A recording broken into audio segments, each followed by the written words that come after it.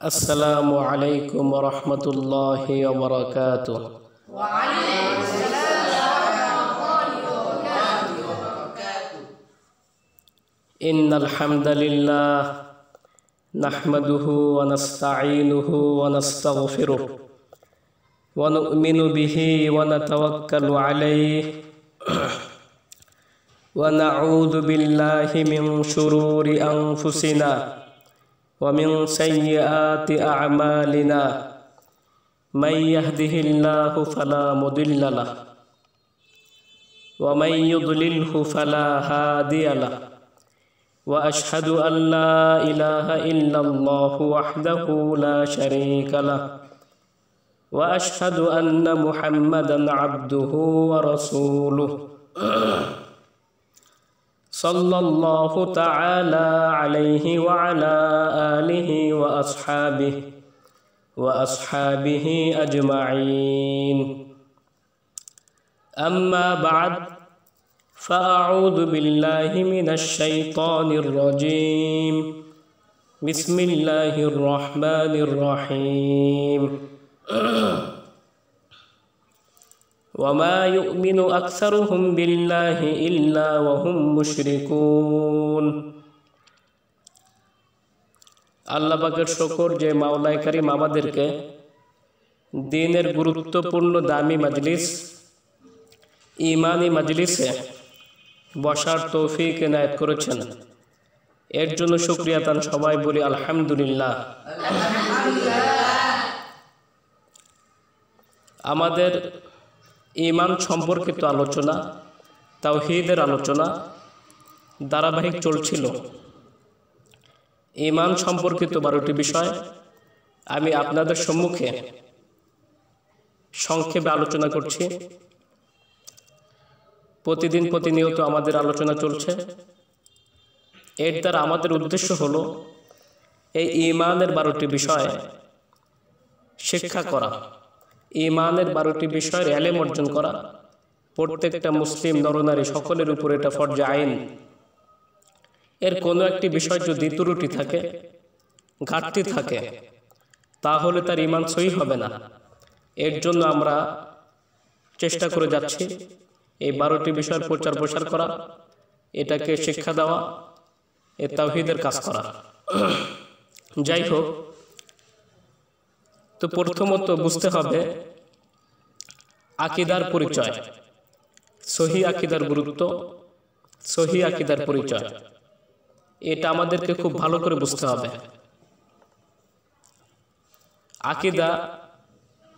আকীদা হলো প্রত্যেকটা মুসলিমের মূল চালিকা শক্তি।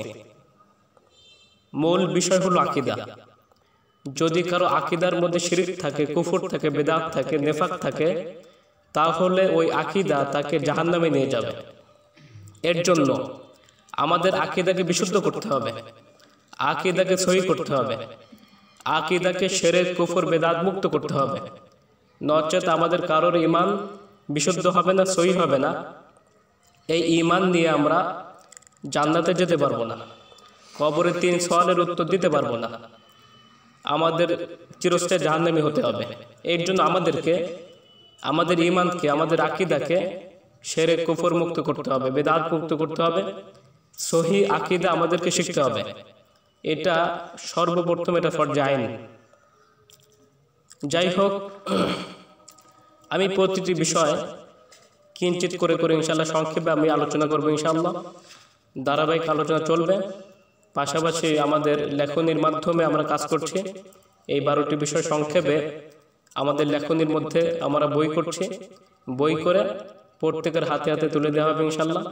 তখন আমরা ঈমান, আকীদা আরো ভালো করে শিখতে পারবো। সকলেই তো আর ঈমানি ক্লাসে আসতে পারি না, ঈমানি মজলিসে বসতে পারি না। এর জন্য ব্যাপক প্রচার প্রসার করবার জন্য আমরা এই উদ্যোগ নিয়েছি। আল্লাহ তাআলা আমাদেরকে তৌফিক দান করুন। যাই হোক, প্রথমে আকীদা, সহিহ আকীদা কাকে বলে, আকীদার পরিচয় কি, এটা আমাদেরকে বুঝতে হবে, খুব ভালো করে বুঝতে হবে। আকীদার পরিচয়। আল আকীদা শব্দটি উকদাতুন শব্দ থেকে উদ্গত, অর্থ গিরা বা বাঁধন। বাঁধনের মাঝে কি আছে তা না দেখেই শুধু শুনে চূড়ান্ত বিশ্বাস করার নামই আকীদা। সন্দেহাতীতভাবে চূড়ান্ত বিশ্বাসের নামই আকীদা। অর্থাৎ গিরা বা বাতন, অর্থাৎ যখন কোনো ব্যক্তি আকীদা ঈমান আনে তখনই তার সাথে একটা গিরা হয়ে যায়। গিরা বা বাতন অর্থাৎ যে ব্যক্তি আল্লাহর উপর ঈমান আনবে তাহলে আল্লাহর সাথে তার একটা গিরা হয়ে যাবে। যার আকীদা বিশুদ্ধ হবে, যার আকীদা সহিহ হবে, যার আকীদার মধ্যে শিরক থাকবে না, যার আকীদার মধ্যে বিদআত থাকবে না, যার আকীদার মধ্যে কুফর থাকবে না, তার আকীদা আল্লাহর সাথে একটা গিরা লেগে যাবে। আর যার আকীদার মধ্যে শিরক থাকবে, আকীদার মধ্যে কুফর থাকবে, আকীদার মধ্যে বিদআত থাকবে, তার আকীদার সাথে তাগুতের আকীদার সাথে গিরা লেগে যাবে। এর জন্য এই আকীদার অর্থ হলো গিরা। তো যাই হোক, আমাদের আকীদাকে আল্লাহ তাআলার সাথে গিরা করার জন্য, গিরা লাগানোর জন্য আমাদের আকীদা সহি করতে হবে, বিশুদ্ধ করতে হবে। তো আকীদার থেকে আকীদা সহি করতে হলে আকীদার থেকে তিনটা বিষয় দূর করতে হবে। সহি আকীদার পরিচয় কি, এটা আমাদেরকে খুব ভালো করে বুঝতে হবে। সাহাবায়ে কেরাম রাদিয়াল্লাহু তাআলা আনহুমের আকীদায় কিয়ামত পর্যন্ত একমাত্র সহি আকীদা। সাহাবায়ে কেরামের আকীদায় কিয়ামত পর্যন্ত একমাত্র সহি আকীদা। যারা ঈমানের 12টি বিষয় বিস্তারিতভাবে জানবে, বুঝবে, আমল করবে, তারাই একমাত্র সহি আকীদার অনুসারী ও মুক্তিপ্রাপ্ত দল। এই 12টি বিষয় যে ব্যক্তি ভালো করে বুঝবে না, ব্যাখ্যা বিশ্লেষণ সহকারে যার জানা থাকবে না, তার আকীদা সহি হবে না। পাশাপাশি আকীদার থেকে তিনটা বিষয় বের করতে হবে। আকীদাকে, ঈমানকে তিনটা জিনিস মুক্ত করতে হবে, নচেত কারোর ঈমান সহি হবে না। তো আকীদার থেকে শিরক, কুফর, বিদআত এই তিনটা মুক্ত করতে হবে। ঈমান থেকে শিরক দূর করতে হবে, ঈমান থেকে বিদআত দূর করতে হবে, ঈমান থেকে কুফর দূর করতে হবে, তাহলে আকীদা সহি হবে, নচেত আকীদা সহি হবে না। কুফর মুক্ত ঈমান, শিরক মুক্ত ঈমান, বিদআতি আকীদা মুক্ত ঈমান, এই তিনটা থেকে আকীদাকে বিশুদ্ধ করতে হবে। 1 শিরক, 2 কুফর, 3 বিদআত, এই তিনটা জিনিস মুক্ত ঈমান করতে হবে, তাহলে তার ঈমান সহি হবে, সে সহি আকীদার অনুসারী হবে। এবং ঈমান সম্পর্কিত 12টি বিষয় বিস্তারিত জানতে হবে এবং আমল করতে হবে, তাহলে সে একমাত্র সহি আকীদার অনুসারী। তো আমাদের আকীদা থেকে শিরক, কুফর, বিদআত, নিফাক এই বিষয়গুলো বের করতে হবে, নচেত কারোর ঈমান সহি হবে না। যাক, এখন এই সহি আকীদার গুরুত্ব কি, এই গুরুত্ব আমাদেরকে বুঝতে হবে। সহি আকীদার গুরুত্ব, ইসলামের মূল রূহ হলো আকীদা বা ঈমান। সহি আকীদার জ্ঞান অর্জন সর্বপ্রথম ফরজে আইন। প্রত্যেক মুসলিম নরনারী প্রত্যেকের উপর এটা ফরজে আইন। একটা শিশুকে, একটা বাচ্চাকে প্রথমে ঈমান শেখাইতে হবে, সহি আকীদার জ্ঞান শেখাইতে হবে, এটাই ফরজে আইন। আগে তাকে ঈমান শেখাইতে হবে, তাগুত বুঝাইতে হবে, তাওহীদ বুঝাইতে হবে, এটা হলো সর্বপ্রথম ফরজে আইন। এরপরে হচ্ছে সালাত শেখাইতে হবে, সালাত শেখাইতে হবে। যাই হোক, তো ঈমানের মূল রূহ কি? আকীদা বা ঈমান। প্রত্যেকটা মানুষের মূল চালিকা শক্তি হলো আকীদা। যদি আকীদা ঠিক থাকে তাহলে তার সমস্ত আমল কবুল হবে, আর আকীদা ঠিক না থাকলে তার কোনো আমলই আল্লাহর কাছে পৌঁছবে না। তো মুসলিম ব্যক্তির প্রথম ও প্রধান দায়িত্ব হলো নিজের আকীদাকে পরিশুদ্ধ করা। এর জন্য আল্লাহ সুবহানাহু ওয়া তাআলা বলেন সূরা বাকারার 13 নম্বর আয়াতে, আমিনু কামা আমানান নাস, তোমরা ঈমান আনো যেভাবে লোকেরা অর্থাৎ সাহাবায়ে কেরাম ঈমান এনেছেন। অর্থাৎ আমাদের ঈমান হতে হবে সাহাবাওয়ালা ঈমান। সাহাবায়ে কেরামের ঈমানের মধ্যে শিরক ছিল না, কুফর ছিল না, বিদআত ছিল না। তো আমাদের ঈমান যদি সাহাবাওয়ালা ঈমান হয়, আমাদের ঈমানকে শিরক, কুফর, বিদআত মুক্ত করতে হবে এবং বিদআতি আকীদা মুক্ত করতে হবে। সাহাবাওয়ালা ঈমান আমাদেরকে তৈরি করতে হবে, নচেত এই সহি আকীদার অনুসারে আমরা হতে পারবো না। যে ব্যক্তি ঈমানের সাথে কুফরি, তো এটা হলো আকীদার গুরুত্ব। এই তিনটা বিষয় থেকে অন্তরকে খালি করতে হবে, ঈমানকে পবিত্র করতে হবে। শিরক, কুফর, আরেকটা কি এই বিদআত, শিরক, কুফর, বিদআত। যাই হোক, এখন কুফর থেকে ঈমানকে পবিত্র করতে হবে। আর ঈমানের মধ্যে কুফর আসতে পারে, ঈমানের মধ্যে কি কুফর আসতে পারে। এর কারণটা হলো আল্লাহ সুবহানাহু ওয়া তাআলা সূরা মায়েদার 5 নম্বর আয়াতে ইরশাদ করেছেন, ওয়া মান ইয়াকফুর বিল ঈমানি ফাকাদ হাবিতা আমালুহু ওয়া হুয়া ফিল আখিরাতি মিনাল খাসিরিন। যে ব্যক্তি ঈমান আনার পরে কুফরি করবে তার সমস্ত আমল নষ্ট হয়ে যাবে এবং সে পরকালে মহা ক্ষতিগ্রস্তের অন্তর্ভুক্ত হয়ে যাবে। সূরা মায়েদার 5 নম্বর আয়াত। তাহলে ঈমানের মধ্যে কুফরি থাকতে পারে। তো সহিহ আকীদা অর্জন করার জন্য ঈমান থেকে কুফরকে দূর করতে হবে এবং আমাদের ঈমানের মধ্যে শিরক থাকতে পারে, এই শিরকও দূর করতে হবে, নচেত আকীদা সহিহ হবে না। তো আল্লাহ সুবহানাহু ওয়া তাআলা সূরা মায়েদার 72 নম্বর আয়াতে বলেন, ওয়া ইন্নাহু মান ইউশরিক বিল্লাহি ফাকাদ হারামাল্লাহু আলাইহিল জান্নাহ ওয়া মাওয়াহুন নার ওয়া মা লিয-যালিমিনা মিন আনসার। যে ব্যক্তি আল্লাহর সাথে শিরক করবে তার উপর আল্লাহ জান্নাতকে হারাম করে দিয়েছেন আর তার ঠিকানা হলো জাহান্নাম, আর জালেমদের জন্য কোনো সাহায্যকারী নেই। এর জন্য শিরক করলে, যে ব্যক্তি শিরক করবে তার জান্নাত হারাম। অন্য আয়াতে আল্লাহ তাআলা বলেছেন, ওয়ালাউ আশরাকু লাহাবিতা আনহুম মা কানু ইয়ামালুন। সূরা আনআমের 88 নম্বর আয়াত। অর্থাৎ সমস্ত নবী রাসূল সকলে মিলে যদি শিরক করে তাহলে সকলের আমল আল্লাহ তাআলা নষ্ট করে দিবেন। তারা যত আমল করেছে সমস্ত আমল আল্লাহ তাআলা বাতিল করে দিবেন, নষ্ট করে দিবেন এবং চিরস্থায়ী জাহান্নামী হবে। এবং আল্লাহ সুবহানাহু ওয়া তাআলা আমাদের নবীকে লক্ষ্য করে বলেছেন, ওয়ালা লাইন আশরাকতা লা ইয়াহবাতান্না আমালুকা ওয়ালা তাকুনান্না মিনাল মুশরিকিন। হে নবী, আপনি যদি শিরক করেন তাহলে আপনার সমস্ত আমল নষ্ট হয়ে যাবে আর আপনি মুশরিকদের অন্তর্ভুক্ত হবেন। তো নবীর আমলের মতো কারো আমল নাই। তার আমল হলো আটলান্টিক সাগরের মতো আমল, এত পরিমাণ তার আমল। তো আটলান্টিক সাগরে যদি একটু শিরক মিশ্রিত হয়, এই আটলান্টিক সাগরের পানিকে একেবারে বিষাক্ত করে ফেলবে। তা নবীকে আল্লাহ তাআলা বলতেছে, যদি আপনার আমলের সাথে ঈমানের মধ্যে একটু শিরক আসে তাহলে আপনার সমস্ত আমল বরবাদ হয়ে যাবে আর আপনি মুশরিকদের অন্তর্ভুক্ত হবেন। তো এর জন্য আমাদেরকে আমাদের আকীদাকে এই শিরক কুফর মুক্ত করতে হবে, নচেত সহিহ আকীদা আমাদের মধ্যে আসবে না। তো আফসোসের বিষয় হলো যে সমাজে আমলের গুরুত্বই বেশি, বিশুদ্ধ আকীদার কোনো গুরুত্বই নেই। অথচ আমল যত সুন্দরই হোক, আকীদা সহিহ না হলে তা আল্লাহর নিকট কখনোই কবুল হবে না। কোরআন সুন্নাহ দ্বারা প্রমাণিত হয়েছে যে যাবতীয় আমল ও কথা কেবল তখনই বিশুদ্ধ হবে এবং তখনই গৃহীত হবে যখন তা বিশুদ্ধ আকীদার মাধ্যমে প্রকাশিত হবে। আর যদি আকীদা বিশুদ্ধ না হয় তবে তার থেকে যা কিছু বের হবে সবই বাতিল বলে গণ্য হবে। এর জন্য বলা হয়েছে, চূড়ান্ত বক্তব্য হলো আল আকীদাতু সহিহাতু হিয়া আসলু দীনিল ইসলামি ওয়া আসাসুল মিল্লাতি। বিশুদ্ধ আকীদা এটা দ্বীন ইসলামের শিকড় এবং মুসলিম মিল্লাতের সুদৃঢ় ভিত্তি।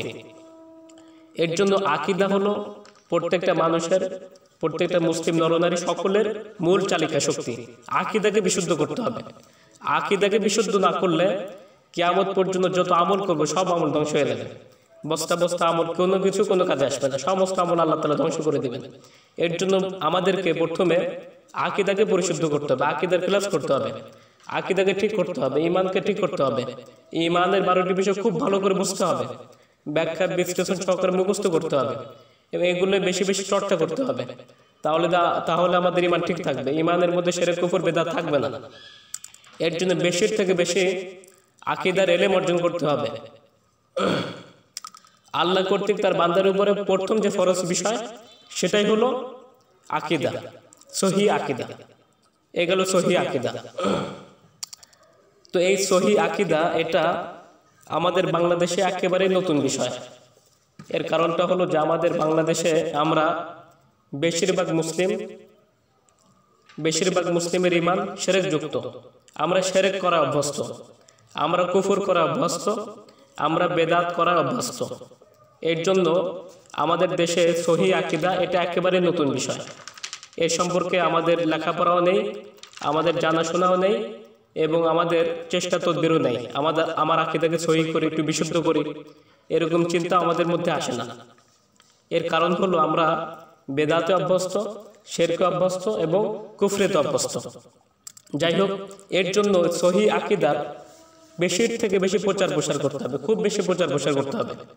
এবং আমরা চাই যে এই বাংলাদেশের প্রত্যেকটা মুসলিম নরনারীকে তাদের আকীদাকে পরিশুদ্ধ করতে, তাদের আকীদার মধ্যে অন্তত শিরক না থাকে, কুফর না থাকে, বেদাত না থাকে, যাতে তাদের সমস্ত আমল মিথ্যা না হয়ে যায়, ধ্বংস না হয়ে যায়, বরবাদ হয়ে না যায়। আমাদের বাংলাদেশে আমলের খুব গুরুত্ব। এখনো অনেক মুরব্বী আছে রাতের বেলা উঠে ওযু করে খুব কষ্ট করে ওই তাহাজ্জুদের নামাজ পড়ে, ইশরাক পড়ে, আওয়াবিন পড়ে, জিকির আজকার করে, মুরাকাবা মুশাহাদা করে, সবই করে। কিন্তু আফসোসের বিষয় হলো তার ইমানের মধ্যে শিরক আছে, হয়তো কুফর আছে, না বেদাত আছে। এই কারণে তার সমস্ত আমল বরবাদ হয়ে গেল। এরকম আমাদের দেশে আমলের চর্চা আল্লাহর রহমতে খুব বেশি, কিন্তু আকীদার কোনো চর্চা নেই, আকীদার লেখাপড়া নেই, আকীদার জ্ঞান নেই। বিশুদ্ধ আকীদার যারা দাবি করে তারাও বিশুদ্ধ আকীদা থেকে অনেক অনেক দূরে অবস্থান করছে। এর জন্য এই সহি আকীদার প্রচার প্রসার আমাদেরকে সবচেয়ে বেশি করতে হবে, এটা আমাদের মিশন বানাইতে হবে। সহি আকীদার প্রচার প্রসার, যে বাংলাদেশের প্রত্যেকটা মুসলিমের আকীদাকে সহি করা, এদের ঈমানকে শিরক মুক্ত করা, কুফর মুক্ত করা, বেদাত মুক্ত করা। এর জন্য এটা হলো সহি আকীদা। 2 নম্বর যে বিষয়টা সেটা হলো আকীদাকে সহি করতে হলে ঈমান সম্পর্কিত 12টি বিষয় বিস্তারিতভাবে জানতেই হবে। তো আজকে আমি এই সবগুলি বলতে পারবো না, সময় নেই। এক একটি বিষয় বিশাল লেকচার, ঘন্টার পর ঘন্টা লেকচার করতে হয়, অনেক দীর্ঘ বয়ান। এর জন্য আমি আজকে শুধু শিরোনামগুলি বলবো আর আকীদার গুরুত্ব এই সমস্ত কিছু আলোচনা করব। তো ঈমানকে সহি করতে হলে 12টি বিষয় বিস্তারিত জানতে হবে, এগুলো আমি সামনে বলতেছি। এর আগে ঈমান কি জিনিস, ঈমান কাকে বলে এটা আমাদেরকে জানতে হবে। ঈমানের শাব্দিক অর্থ হচ্ছে নিরাপত্তা দেওয়া, আশঙ্কা মুক্ত করা, বিশ্বাস করা, ভরসা করা। আর ঈমানের শারঈ অর্থ হলো, পরিভাষায় ঈমান বলা হয় 3টা বিষয়ের সমন্বয়ে ঈমান হয়। অন্তরে বিশ্বাস করা, মুখের স্বীকৃতি, কাজের বাস্তবায়নকে ঈমান বলে। এই 3টা সমন্বয়। তাসদিক বিল জানান অর্থাৎ অন্তরে বিশ্বাস করা, ইকরার বিল লিসান মুখের স্বীকৃতি, আমাল বিল আরকান অথবা আমাল বিল জাওয়ারিহ অঙ্গ প্রত্যঙ্গের মাধ্যমে কাজে বাস্তবায়ন করা। এই 3টা বিষয়ের সমন্বয়ে ঈমান হয়। তো এই 3টা বিষয় এটা কি? এক্ষেত্রে ওলামা কেরামের বক্তব্য হলো যে এই 3টা বিষয়ের প্রথম 2টা বিষয় হলো ঈমানের রুকন, অর্থাৎ অন্তরে বিশ্বাস, মুখে স্বীকৃতি। এই 2টা হলো ঈমানের রুকন। এর যে কোনো একটি না থাকলে সে কাফের হয়ে যাবে, সে মুমিন থাকবে না। আর 3 নাম্বার যেটা আমাল বিল জাওয়ারিহ অর্থাৎ কাজে বাস্তবায়ন করা, এটা হলো গুরুত্বপূর্ণ শাখা। এক্ষেত্রে কমি থাকলে তার ঈমান কমে যাবে, ফাসেক হয়ে যাবে এবং কুফর পর্যায়ে পৌঁছে যাবে। তো এই 3টা সমন্বয়ে ঈমান হয়। এখানে একটা লক্ষণীয় বিষয়, সেটা হলো সালাতের বিষয়টা ব্যতিক্রম। সালাত অর্থাৎ সালাত ত্যাগ করা, অলসতা করে সালাত ত্যাগ করা, সালাত ত্যাগ করতে অভ্যস্ত হয়ে যাওয়া, এটা ঈমান ভঙ্গের একটি কারণ। অর্থাৎ সালাতের বিষয়ে নবী সাল্লাল্লাহু আলাইহি ওয়াসাল্লাম বলেছেন, মান তারাকা সালাতা মুতাআম্মিদান ফাকাদ কাফারা। যে ব্যক্তি ইচ্ছাকৃতভাবে সালাত ত্যাগ করলো সে কুফরি করলো। অন্য হাদিসে আছে, আল ফারকু বাইনাল আবদি ওয়াল কুফরি তারকুস সালাত। বান্দা এবং কাফেরের মধ্যে পার্থক্য হলো বান্দা নামাজ পড়ে, কাফের নামাজ পড়ে না। অন্য হাদিসে আছে সালাতকে দিন বলা হয়েছে। যে ব্যক্তি সালাত প্রতিষ্ঠা করলো সে দিন কায়েম করলো, আর যে ব্যক্তি সালাত পড়লো না, সালাত ত্যাগ করলো, সে দিনকে ধ্বংস করলো। এর জন্য সালাতের বিষয়টা ব্যতিক্রম। অর্থাৎ যে ব্যক্তি সালাত ত্যাগ করতে করতে এটা তার অভ্যাস হয়ে যাবে, অর্থাৎ 5 ওয়াক্ত নামাজ পড়ছে না, সারা সপ্তাহ নামাজ পড়ছে না, সারা মাস নামাজ পড়ছে না, এরকম নামাজটা পড়তে পড়তে এক পর্যায়ে সে কাফের হয়ে যাবে। অর্থাৎ এটা এমন যে 1 ওয়াক্ত নামাজ ছেড়ে দিল মানে একটা কুফরি করলো, 2 ওয়াক্ত নামাজ ছেড়ে দিল 2টা কুফরি করলো। এভাবে কুফরি করতে করতে তার আমল নামায় অনেক কুফরি জমা হবে, এক পর্যায়ে সে কুফরিওয়ালা হয়ে যাবে, অর্থাৎ কাফের হয়ে যাবে। এটা যেরকম আমরা বলি যে পয়সাওয়ালা বলি, পয়সাওয়ালা, তো পয়সাওয়ালা এটা আমরা সবাইকে বলি না। যারা কোটি কোটি টাকার মালিক এদেরকে আমরা পয়সাওয়ালা বলি, অর্থাৎ যে 5 টাকা 10 টাকা 100 টাকা 500 টাকা 1000 টাকা লক্ষ টাকা এরকম জমা করতে করতে এক পর্যায়ে সে কি হয়ে গেছে, পয়সাওয়ালা হয়ে গেছে।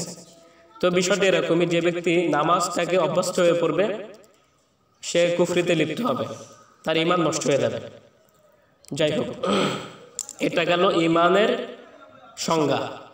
তো 3টা বিষয়ের সমন্বয়ে ঈমান হয়: অন্তরে বিশ্বাস, মুখের স্বীকৃতি, কাজে বাস্তবায়ন। যাক, এখন আলোচনা হলো ঈমানের 12টি বিষয় নিয়ে সংক্ষেপে আলোচনা। তো ঈমান সম্পর্কিত 12টি বিষয়, এই 12টা বিষয়ের কোনো একটি বিষয় যদি কারো ঘাটতি থাকে, ত্রুটি থাকে, তাহলে তার ঈমান সহি হবে না। আগে আমি শিরোনামগুলি বলছি। ঈমানের 12টি বিষয় হলো: 1 নম্বর, ঈমানের উসুল 3টি। ঈমানের উসুল 3টি।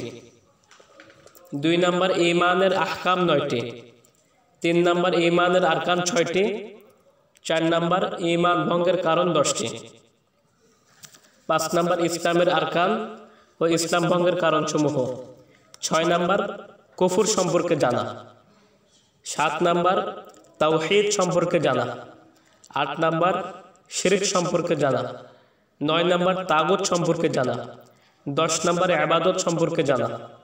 11 নম্বর, সুন্নাহ সম্পর্কে জানা। 12 নম্বর, বিদআত সম্পর্কে জানা।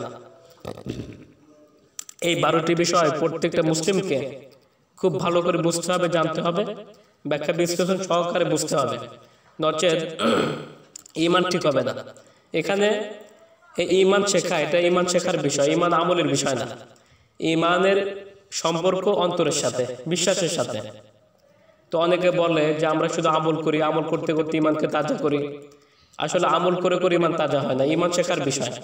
এই কারণে আল্লাহ সুবহানাহু বলছেন, ফাআলাম আন্নাহু লা ইলাহা ইল্লাল্লাহ, তোমরা লা ইলাহা ইল্লাল্লাহর ইলম অর্জন করো, এটাকে শিখো। এটার দাবি আছে, শর্ত আছে, এটা ব্যাখ্যা বিশ্লেষণ আছে, এই ঈমান সম্পর্কিত 12টি বিষয় আছে, এগুলো খুব ভালো করে জানো, এগুলির ইলম শিখো। তো ঈমান হলো শেখার বিষয়। ঈমান এটা শুধু আমল করে ঈমান শেখা যায় না। একজন অনেক বছর ধরে আমল করে, অনেক চিল্লা দেয়, কিন্তু এত চিল্লা দিয়ে ঈমান শেখা যায় না। ঈমান শিখতে হয়, ঈমান শেখার জিনিস। ঈমান আমলের মাধ্যমে শেখা যায় না। আমলের মাধ্যমে ঈমান বাড়ে, কিন্তু ঈমান সহি হয় না, ঈমান ঠিক হয় না। শুধু আমল করলেই ঈমান থেকে কুফর, শিরক, বেদাত দূর হয় না। এগুলি ঈমান সম্পর্কিত 12টি বিষয় বিস্তারিত জানতে হয়। এরপরে ওই ঈমানের থেকে শিরক, কুফর, বেদাত দূর হয়, এরপর ঈমান ঠিক হয়। এভাবে ঈমানকে ঠিক করতে হয়। তো এই যে 12টি বিষয় বললাম, এটা আমাদের বাংলাদেশে একেবারেই নতুন। কারণ এই 12টি বিষয় এর আলোচনা নেই। আর আমাদের বাংলাদেশে প্রত্যেক জুমায়, প্রত্যেকটা মাহফিলে বেশিরভাগ মাহফিলে শুধু আমলের বয়ান হয়, কিন্তু আকীদার বয়ান হয় না। আর ঈমান সম্পর্কিত যে 12টি বিষয় বললাম, এগুলির আলোচনা নাই বললেই চলে। আমরা এগুলো থেকে অনেক অনেক দূরে অবস্থান করছি। আমাদের 12টি বিষয় ইলম নাই, আমাদের ঈমানের হালত একেবারে খারাপ। এর জন্য এই 12টি বিষয় প্রথমে আমাদেরকে মুখস্থ করতে হবে, খুব ভালো করে মুখস্থ করতে হবে, এবং এই ব্যাখ্যা বিশ্লেষণ সহকারে জানতে হবে, খুব ভালো করে বুঝতে হবে। বুঝে এরপরে এই 12টি বিষয় অন্যদেরকে দাওয়াত দিতে হবে, অন্যদেরকে ঈমানের দাওয়াত দিতে হবে, ঈমানের 12টি বিষয়ের দাওয়াত দিতে হবে। এটা হলো আমাদের একটা মিশন, যে আমরা মানুষকে, মুসলিমকে, সকলকে ঈমানের 12টি বিষয় সম্পর্কে অবগত করব, ঈমানের 12টি বিষয়ের দাওয়াত দিব। যাকে পাবো তাকে দাওয়াত দেব। ভাই, ঈমানের উসুল 3টা, ঈমানের আহকাম 9টা, ঈমানের আরকান 6টা, ঈমান ভঙ্গের কারণ 10টা। যাকে পাবো তাকে দাওয়াত দেব, যাতে ভাইটার ঈমান সঠিক হয়ে যায়, তার ঈমান থেকে শিরক, কুফর, বিদআত দূর হয়ে যায়, সে চিরস্থায়ী জাহান্নাম থেকে চিরস্থায়ী জান্নাতের অধিকারী হয়। এর জন্য আমাদের মধ্যে ব্যথা থাকতে হবে, দরদ ব্যথা থাকতে হবে। সেভাবে আমাদের আকীদার জন্য কাজ করতে হবে, এবং এটা আমাদের মিশন করতে হবে, মিশন বানাইতে হবে। এটা আমাদের টার্গেট, এটা আমাদের একটা মিশন, যে বাংলাদেশের প্রত্যেকটা মুসলিম নরনারী সকলে ঈমান ঠিক হয়ে যাক, সকলে তাওহীদের উপর উঠে যাক। এর জন্য 12টি বিষয় সকলকে জানাতে হবে। আর এটি এই 12টি বিষয় শেখা প্রত্যেকটা লোকের উপর ফরজে আইন, আবশ্যক, নচেত ঈমান সহি হবে না। তো যাই হোক, আমাদের দেশে ঈমানের আরকান 6টা, এটা অনেকেই জানে, ঈমানে মুফাসসাল যেটা।